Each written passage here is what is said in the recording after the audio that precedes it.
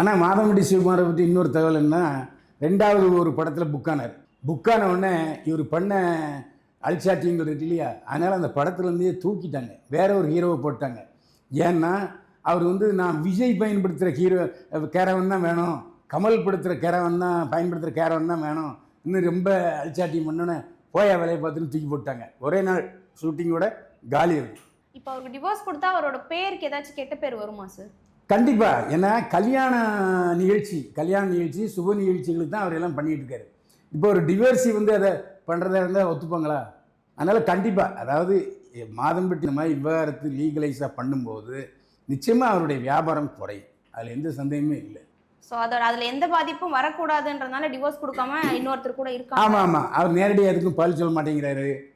அந்த முதல் ஒய்ஃப் வந்து சொல்லிட்டு இருக்காங்க, நான் தான் ஒய்ஃபு, அவர் ஊரை ஏமாற்றிக்கிட்டு இருக்காரு அப்படின்ட்டு. அதாவது டிவோர்ஸ் பண்ணாமலேயே அவர் லிவிங் டுகெதர் வாழ்க்கை பல விவாகரத்து பெற்ற பெண்களோட வச்சுக்கிட்டு இருக்காரு.